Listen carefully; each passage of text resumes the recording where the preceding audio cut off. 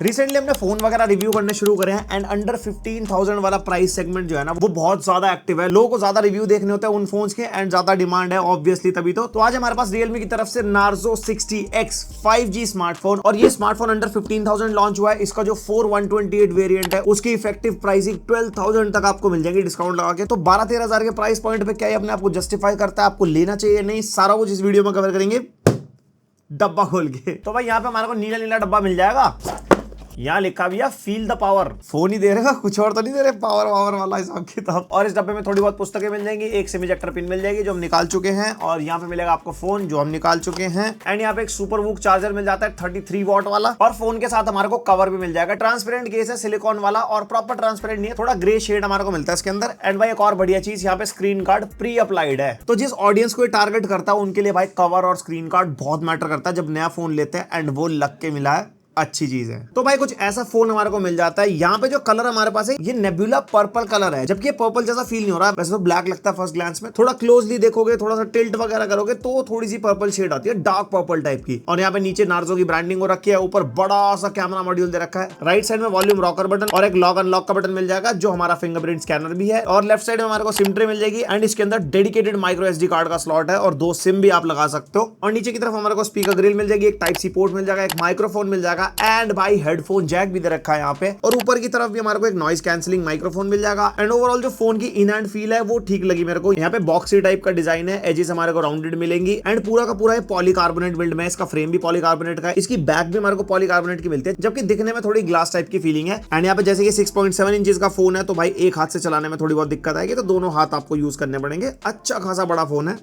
बड़ा बड़ा दिखाई देगा सब कुछ इस पे। और दिखाई देने की बात हो गई, 6.72 इंचेस की डिस्प्ले हमारे को इसके अंदर मिलती है जो हमारी फुल HD प्लस डिस्प्ले है। 1080x2400 रेजोल्यूशन है इसका, 120 हर्ट्ज के रिफ्रेश रेट के साथ आती है, 550 निट्स की पीक ब्राइटनेस हमारे को मिल जाती है, एंड ब्रांड का कहना है 680 निट्स तक ये चली जाएगी हाई ब्राइटनेस मोड पे। एंड ब्राइटनेस के मामले में कहूंगा जिस प्राइस का फोन है ना उस हिसाब से ब्राइटनेस मेरे को बढ़िया लगी। इंडोर यूज करने में कोई दिक्कत नहीं होती, आउटडोर में भी अगर आप फुल ब्राइटनेस पे यूज करोगे तो फोन यूजेबल रहता है, और इस प्राइस पॉइंट पे इतनी ब्राइटनेस की उम्मीद होती है। और बाकी बेजल वगैरह भी मेरे को कम लगे, लेफ्ट राइट में कम है, टॉप में थोड़ा ज्यादा है, एंड बॉटम में चिन थोड़ा सा मोटा मिलेगा। 91.4% स्क्रीन टू बॉडी रेशियो है जो कि ठीक है, एंड भाई पंचोल कैमरा के साथ आता है, कोई भी वाटर ड्रॉप नहीं है, एंड ये डिस्प्ले के अंदर कोई भी HDR का सपोर्ट नहीं है। और यहाँ पे बात कर लेते हैं मल्टीमीडिया एक्सपीरियंस की, जहां पे सबसे पहले डिस्प्ले के बारे में बात करते हैं। डिस्प्ले के कलर्स वगैरह मेरे को सही लगे, मतलब ज्यादा फ्लैट भी नहीं है, ज्यादा ही पंची भी नहीं है। ओवरऑल आप कंटेंट वगैरह देखोगे, OTT यूट्यूब वगैरह देखोगे, हमारी वीडियो क्यों ना देखोगे भाई, मतलब एक्सपीरियंस बढ़िया रहता है। और साथ में वाइड वाइन L1 का सपोर्ट हमारे को मिलेगा, तो मैक्सिमम रेजोल्यूशन पे OTT वगैरह में वीडियोस देख सकते हो। एंड यूट्यूब पे मैं देख रहा था मैक्सिमम 1440p 60 का सपोर्ट है, कोई भी 4K का सपोर्ट नहीं मिलता। और जैसे कि मैंने आपको बताया HDR का कोई सपोर्ट नहीं है। एंड बात करते हैं स्पीकर्स की, यहाँ पे हमारे को मोनो स्पीकर मिलता है, नहीं सिंगल स्पीकर है, नीचे की तरफ डुअल स्टीरियो स्पीकर नहीं मिलेंगे। अंडर 15,000 वैसे स्टीरियो स्पीकर्स मिलते भी नहीं है, किसी फोन में मिलता है तो मेरे को कमेंट करके बताना। एंड स्पीकर की क्वालिटी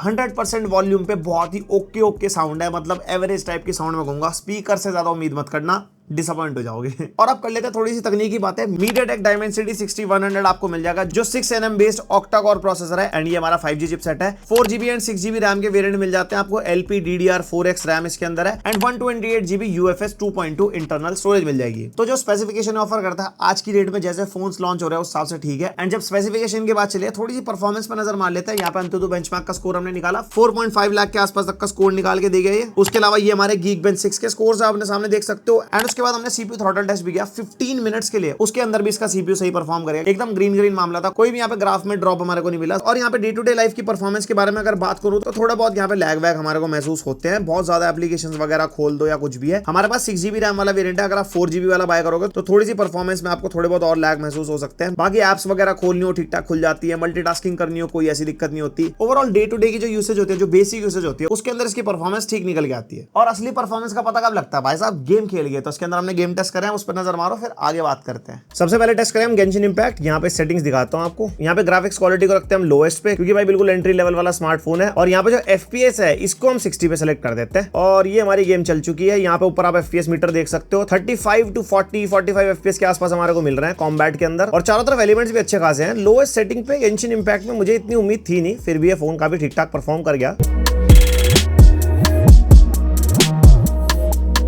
और यहाँ पे जो अपने सामने परफॉर्मेंस देख रहे हो ये भी हैंड टू हैंड वाली ऑन द गो परफॉर्मेंस है। बाकी ऐसा होता है कि 1-2 घंटा अगर आप खेलोगे, थोड़ा फोन गर्म होगा तो थोड़े बहुत FPS ड्रॉप आपको मिल सकते हैं, बट यस आप देख सकते हो यहाँ पे प्लेबल FPS हमारे को मिल रहा है। यहाँ पे उसके बाद हम टेस्ट करें कॉल ऑफ ड्यूटी। यहाँ पे ग्राफिक्स क्वालिटी लो पे हाई फ्रेम रेट मिल रहा है एंड मीडियम पे भी हाई मिल रहा है हमारे को, तो जरा मीडियम पे हाई खेल के देख लेते हैं। और यहाँ पे नीचे फ्रेम रेट तो हाई पे था, बट यहाँ पे FPS हमारे प्रॉपर 60 मिल रहे हैं गेम के अंदर, आप देख सकते हो। और गेम प्ले एकदम बढ़िया स्मूथ चल रहा है और बंदे पे बंदे हमने मार दिए। यहाँ पे आप देख सकते हो हमें 55 to 60 के बीच में फ्लक्चुएट हो रहा है गेम प्ले, मतलब 60 FPS वाली गेमिंग कॉल ऑफ ड्यूटी में इस फोन में हो रही है भाई, यानी कि परफॉर्मेंस बढ़िया निकाली आ रही है। जिस प्राइस का फोन है मुझे उम्मीद थी नहीं कि ये 60 FPS टेबल दे देगा कॉल ऑफ ड्यूटी में। और यहाँ पे हमारे को लगभग 10 से 15 मिनट हो गए गेमिंग करते हुए। यहाँ पे फोन की इन हैंड फील थोड़ी वार्म है, 36 to 37 डिग्रीज यहाँ पे फील दे रहा है, जो कि ज्यादा गर्म नहीं होता। उसके बाद खेल लेते हैं बीजे भाई। यहाँ पे स्मूथ के अंदर अल्ट्रा मिल रहा है हमारे को, यानी कि 40 FPS, और बैलेंस करोगे तो भी अल्ट्रा है, HD करोगे तो हाई पे पहुंच जाता है। बाकी HDR का कोई सपोर्ट नहीं है, तो स्मूथ पे अल्ट्रा पे खेल लेते हैं 40 FPS वाली गेमिंग। और भाई यहाँ पे नूसा मैप के अंदर हम फ्लेम विलेज में लैंड हो चुके हैं, और लैंड होते ही एकदम से हमारे FPS 30 पे आ गए थे, लेकिन अभी दोबारा से 40 के पास आ चुके हैं। और अभी तो स्टेबल FPS मिल रहे हैं यहाँ पे, और काफी लोग उतरे भी हैं इस एरिया में, तो उस हिसाब से FPS गिरे तो नहीं। थोड़ी फाइट वाइट लेके देख लेते हैं, शायद तब गिर जाए।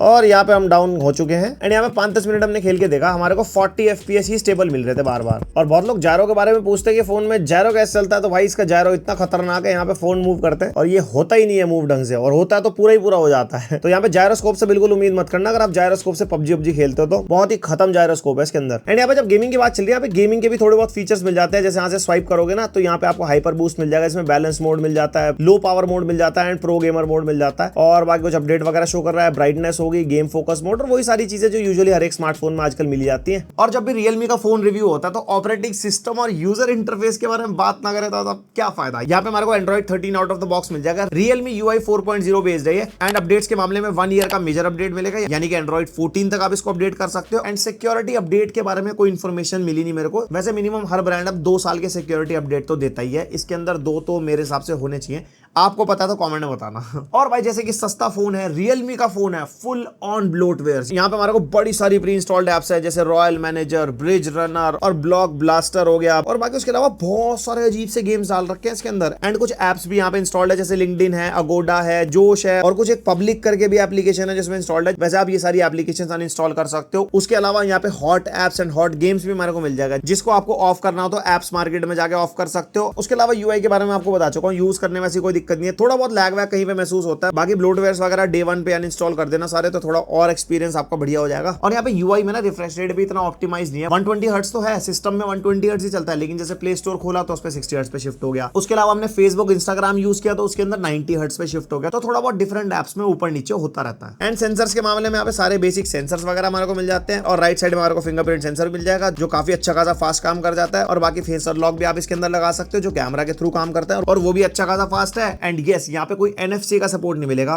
15,000 के अंदर वैसे उम्मीद करनी भी नहीं चाहिए। और कनेक्टिविटी के मामले में dual band wifi and Bluetooth version 5.2 का सपोर्ट है, और बाकी 5G फोन तो है हमारा। 5G के कितने बैंड्स है वो मेरे को नहीं पता, बट चलाने में मेरे को कोई दिक्कत नहीं है। जिस शहर में मैं रहता हूँ और जियो में यूज करता हूँ उसके अंदर बढ़िया चल रहा था। And yes the battery part जिस ऑडियंस को टारगेट करता है भाई 5000 mAh मिनिमम है, और 5000 mAh ही आपको इसके अंदर मिलेगी। एंड ये आता है 33 वॉट चार्जिंग के साथ, यहाँ पे 29 मिनट्स में 0 to 50% चार्ज हो जाता है, एंड 45 मिनट्स अप्रॉक्स में 100% चार्ज हो जाता है। एंड हमने इसको यूज करके देखा जिसमें हमारा 5G ऑन था, यूट्यूब वगैरह चला लिया, कॉलिंग वॉलिंग कर ली, एंड बाकी नॉर्मल टास्क जैसे व्हाट्सएप चला लिया वो सब है। उसके अंदर 5 to 7 आवर्स का स्क्रीन ऑन टाइम हमारे को मिला, यानी कि सुबह से लेकर रात तक आराम से एक दिन फोन निकाल देगा। बाकी आपका यूसेज ऊपर नीचे होगा तो बैटरी बैकअप भी ऊपर नीचे हो सकता है। और अब भाई बात कर लेते हैं कैमरा के बारे में। बड़ा बड़ा कैमरा मॉड्यूल दे रखा है पीछे, 2 बड़े बड़े कैमरा है, जिसके अंदर जो हमारा प्राइमरी सेंसर है वो है हमारा 50 मेगापिक्सल का, और एक हमारे को 2 मेगापिक्सल का सेंसर मिल जाता है जो हमारा पोर्ट्रेट कैमरा है, और जो हमारा फ्रंट कैमरा है वो हमारे को मिल जाता है 8 मेगापिक्सल का। और यहाँ पे कैमरा पे अगर आप वीडियो रिकॉर्डिंग करोगे तो बैक कैमरा से 1080p 60 पे कर सकते हो, इवन 720p 60 भी कर सकते हो, और फ्रंट कैमरा से हमारे को मैक्सिमम 1080p 30 में वीडियो रिकॉर्डिंग हो जाती है। और ये कुछ फोटोज के सैंपल्स है आपके सामने। सबसे पहले बात कर लेते हैं पोर्ट्रेट मोड को लेके। यहाँ पे पोर्ट्रेट मोड पे हमने बहुत सारी फोटो लेके देखी है, और पोर्ट्रेट मोड में भाई क्या होता है, एज में ब्लर आता है, इसके अंदर एजेस ही ब्लर कर देता है। और हमने कुछ फोटोज खींची जिसमें एजेस के साथ साथ पूरी पूरी आइटम ही ब्लर कर देता है। उसके अलावा जो इसका पोर्ट्रेट मोड है ना वो इंसान के चेहरे पे सही काम करता है, नॉन लिविंग थिंग पे इतना ज्यादा सही काम नहीं करता। और इंसान के चेहरे में भी ब्लर कभी तो बहुत ही अच्छा हो जाता है, कभी बहुत ही खत्म सा रह जाता है। तो यहाँ पे पोर्ट्रेट मोड में कहूंगा ओके ओके है। और नॉर्मल मोड में हमने फोटोज वगैरह लिया और सामने वाला सब्जेक्ट अगर थोड़ा सा भी मूविंग है तो यहाँ पे फोटो हमारी एकदम से ब्लर हो जाती है। तो सामने का सब्जेक्ट एंड इवन कैमरा दोनों हमारे को बहुत ही ज्यादा स्टेबल रखने पड़ते हैं एंड नॉर्मल मोड में ठीक परफॉर्मेंस आता है। लाइक जिस प्राइस का फोन है, इंडोर के फोटोज आप देख सकते हो, कुछ ये आउटडोर में हमने फोटोज लिए हैं और कलर्स वगैरह ज्यादा ही सैचुरेटेड नहीं क्लिक करता है, बहुत ही फ्लैट से कलर रहते हैं और ओवरऑल जो शार्पनेस है वो हमारे को बढ़िया मिलती है। और इसके अंदर 50 मेगापिक्सल मोड है, उसके अंदर हमारे को ज्यादा पिक्सल्स मिलते हैं, तो अगर आप थोड़ा बहुत जूम वगैरह भी करते हो तो इतनी ज्यादा फटती नहीं है फोटो। एंड ये हमारे लो लाइट के सैंपल्स है एंड लो लाइट के मामले में तो बिलो एवरेज ही परफॉर्मेंस है इसकी। वैसे जिस प्राइस का फोन है इससे ज्यादा वैसे उम्मीद करनी भी नहीं चाहिए। कैमरा को ओवरऑल समराइज करो तो यहाँ पे एवरेज टाइप का कैमरा मिलता है इसके अंदर। तो ये था मेरी तरफ से Realme Narzo 60X 5G और ये वाला फोन आपको 12,000 से लेके 13,500 के आसपास तक मिल जाएगा आफ्टर डिस्काउंट। वैसे इसकी एक्चुअल प्राइसिंग 13,000 और 15,000 ही है, जो हमारा 4128 और 8128 है। तो अगर आपका बजट स्ट्रिक्ट 12,000 13,000 के आसपास है और आपका काम इसके 4128 वाले वेरिएंट में चल जाता है तब तो आप इसको कंसीडर करना, वरना अगर आप अपना बजट बढ़ा सकते हो तो मोटोरोला का G54 एक फोन है जो आपको 15,000 के आसपास में 8128 मिल जाएगा। इससे बेटर यूआई मिलेगा और इससे बेटर है वो काफी ज्यादा चीजों में, उसका डेडिकेटेड रिव्यू है चैनल पे, आप वो जाके चेकआउट कर सकते हो। बाकी आपको कैसा लगा ओवरऑल फोन मेरे को कमेंट सेक्शन में बताना, पसंद है वीडियो लाइक मार देना, पहली बार आप सब्सक्राइब। मिलते हैं नेक्स्ट वीडियो, अब तक के लिए